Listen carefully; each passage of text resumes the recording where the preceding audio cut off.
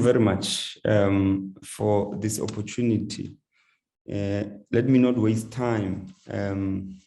Comrades have already introduced me. I'm the spokesperson at the South African Federation of Trade Unions.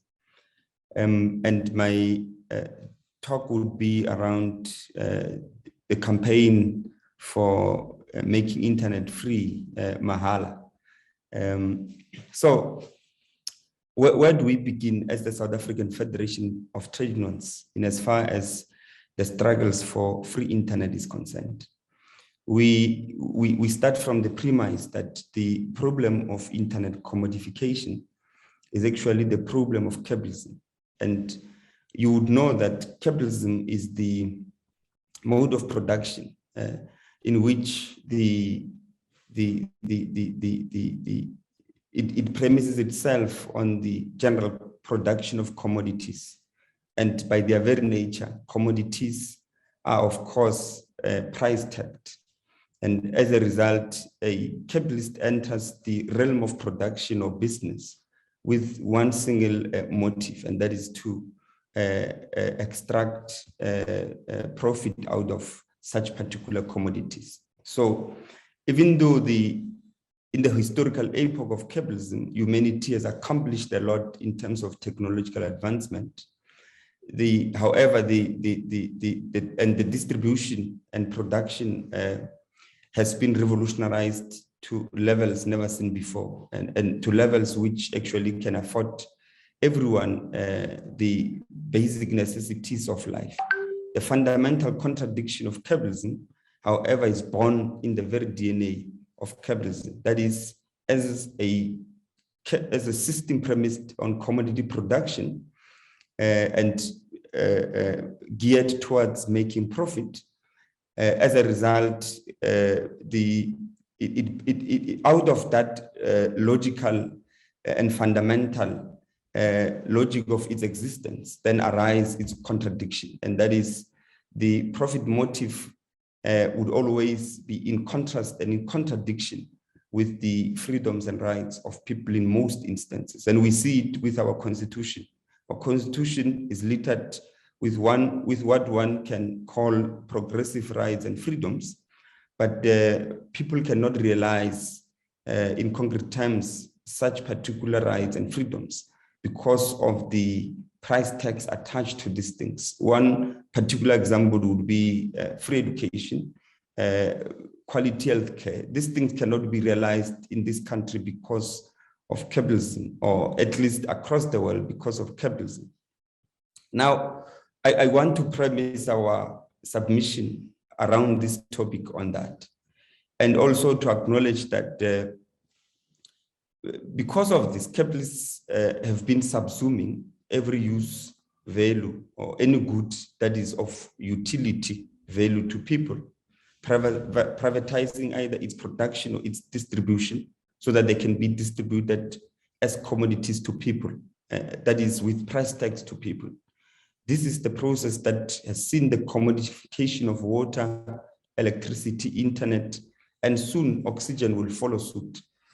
And of course, one may think that it's a joke to say that oxygen might be commodified in the near future, but in the manner in which the use of fossil fuel intensive is hastily compromising the environment and the ecosystem of this planet.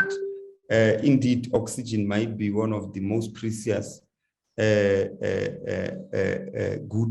that the society might need in future. And under capitalism, obviously, it will also be commodified, just like internet. Having commodified internet connection, capitalism has given us network and data, providing monopoly corporations who, as price makers, have made internet access more expensive. And this is most the tendency of capitalism, to concentrate production and distribution into fewer hands, destroying what it is founded upon, perfect competition. And because of that, the enterprises which which participate either in the production or the distribution of such particular goods eventually are subsumed by conglomerates, and before you know it, you are left with oligopolies and monopolies in the market. And this is what has happened even with the market of internet, for instance, in the country. In the country, you have about 4 dominant, or rather 5, but until recently 4, let's say 4. 5 dominant internet data and network providers, your Cell C, MTN, Vodacom, and Telkom. You had your Vision Mobile, but of course it is being sold and it will be turned into another capitalist enterprise corporation called Huge. So the domination of the data, internet data provision or providers in the domination of these particular monopolies in the data and internet provision market has seen prices of this data or internet data and networks, and even at times, most expensive in the country. For instance, if you look at the uncapped data, I was trying to do a little bit of comparisons between the 4 monopolies, excluding the Vision Mobile, which is currently under acquisition processes. But if you look at uncapped data provided at 10 megabytes per second, you'll realize that most of them are, at least MTN is 400, Vodacom is 400, and Telkom 450. If you go for 10 gigabytes of data, you realize that at average across all these 4 monopolies, which are providing internet data, the price is similar. It's 470 rands of a 10 gigabyte bundle. 2 gigabyte bundle, of course, fluctuates or floats differently amongst the 4 monopolies, but it's averaged at least at 118 rands. I mean, these prices for middle class and maybe even the rich, upper middle class, and even the rich may seem to be a little bit reasonable, but for the ordinary working class, these things are not reasonable at all. And if you consider the fact that our workers, the ordinary workers in this country, earn meager wages, these data prices are unaffordable to many of them, let alone the overwhelming majority of those who are unemployed and the not economically active populations, such as learners, students, and old age individuals who, as a result of the technological progressions, it is become a need for them to actually have smartphones and data so that they can be able to even connect with their loved ones. The Treasury in its 2021-2022 financial year, it published tax revenue trends, which the South African Federation of Trade Unions we use to measure the categories of wages of workers, the categories of workers' wages in this particular country, or the number of workers in particular wage brackets in this country.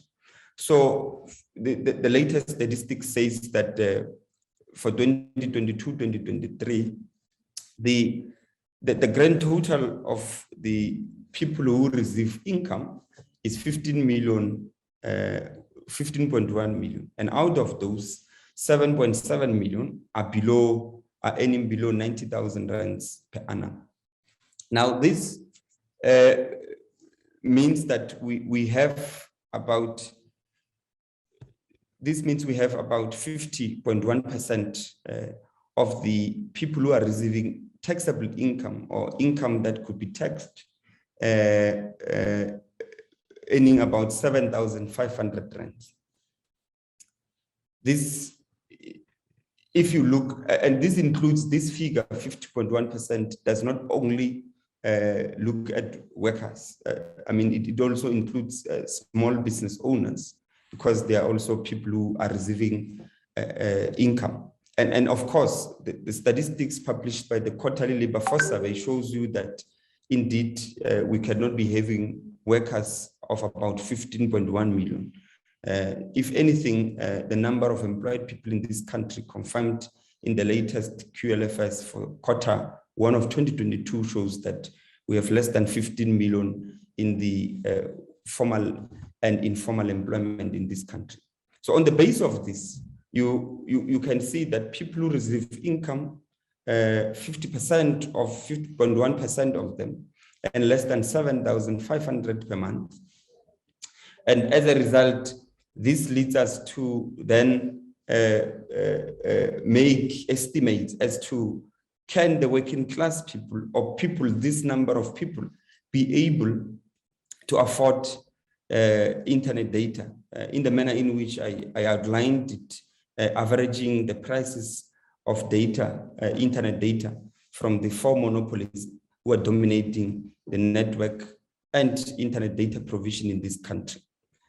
In 2019-2020, 45.4% of those who received income in this country received less than 5,833 per month. This is a little bit improvement compared to 2019-2020.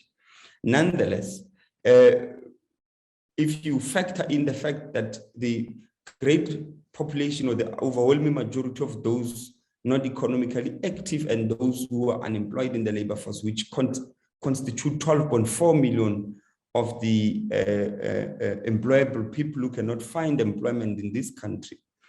Therefore, you have a great majority of people who possibly and probably, and this I think we can say with certainty, that cannot afford the internet data that is sold by these four monopolies. In 2019, it was reported that 29% of workers earned less than the minimum wage. Of course, the minimum wage has progressively, or rather cumulatively, at very little intervals, grew from 18 rands to 23 rand 19 cents per hour, which constitute 3,895, if not mistaken, for those workers who are working 8 hours per day and 21 days per month, and also 4,080 rands for those workers who are working 8 hours per day and 22 days per month. Now, the household affordability index shows that the cost of household food basket for a family of 4 members costs about 4,688. This is above the minimum wage, which I referred to.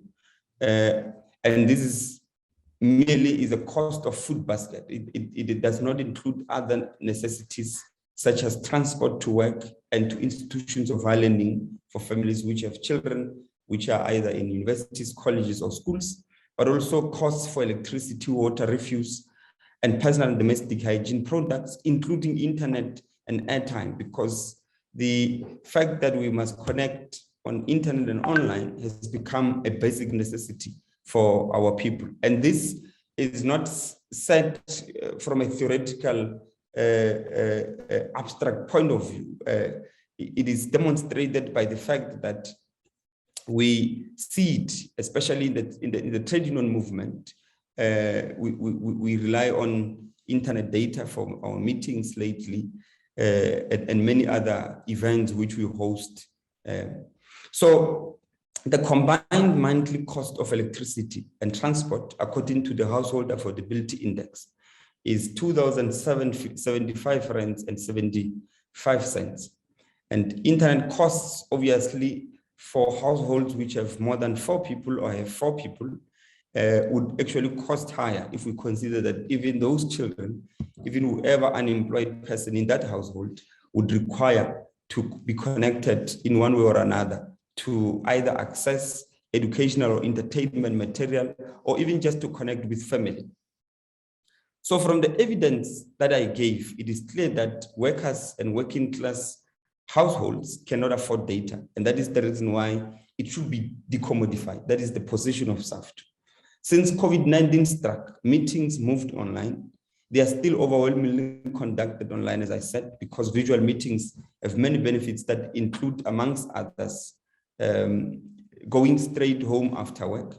So going straight home after work may not be valued, but in the trading movement, we understand the value of this, because It means the inconvenience of having to leave meetings, which usually were held physically, the inconvenience of having to leave those meetings earlier or leave them late at the risk of missing a taxi home is averted because of the visual platforms which have been established for us to meet. So workers can, from their plants, go straight home, and thereafter they can connect in meetings and will not even miss anything.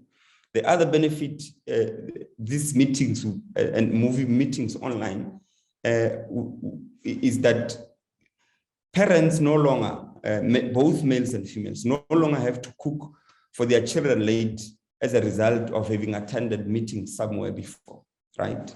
Thirdly, the parents also no longer have to deplete the transport money, or the workers no longer have to deplete the transport money to work with money being compromised, or rather depleted in between attending meetings, from plans to meetings and from meeting places to home. I mean, that on its own, it may be understated, but if you look at the meager wages that our workers are earning, actually counts a lot at the end of the day for the sustainability of those particular households in terms of finances. But all these advantages are undermined because internet data is commodified and is expensive, and workers alone cannot afford it. Even most of us in this conference now surely did not sponsor our data. I'm at work, that means I'm using the fiber at work. If I were to rely on my personal internet data, it would cost me so much that I may have to compromise some of the needs for my household and for my personal needs. So Sorry, comrade. 1 minute. Okay, thanks. Please, comrade. Thank you. Sure. So those unemployed and general workers who do not hold positions in organizations, that means they cannot attend this meeting like I'm doing because of internet data problems. And in fact, many of them would not have even seen this advert, because this advert was advertised and circulated online and electronically. And as a result, they may not have even had data to see this. So alone, the commodification of internet, the impact, the negative impact of the commodification of internet data on this meeting alone can be seen profoundly. Internet must be decommodified in order to allow the overwhelming majority of the working class people to enjoy the use of visual space for work, leisure, and family purposes. If internet is made mahala, maybe even lobolas could be conducted over visual platforms. Most rights enshrined in the Constitution of the Republic of South Africa in direct contradiction of the laws of commodity of capitalism. In other words, such rights can be fully realized, can never be fully realized under capitalism. Capitalism, amongst others, violates the right to equality as it discriminates people on the basis of income and the size of the income they get regularly. Considering the internet has become an important part of learning, the commodified internet infringes the rights of those learners and students who, for lack of internet data, miss out on important lessons and tutorials for their schoolwork. Our fight for mahala internet must necessarily be tied with the struggle for uncensored internet. Parts of the hard-won democratic rights and freedoms enshrined in the Constitution of the Republic are the freedoms to associate politically, move, and form part of strikes. The tendencies of the decaying capitalist governments across the world have tended towards surveillance of political opponents. It is not 1902 where Trotsky could easily change his name from Lev Davidovich Bronstein to Leon Trotsky within days by officials. So as a result, we say the development of technology, especially digital technology, should not be used by these liberal or fascist governments to surveil our people or censor them.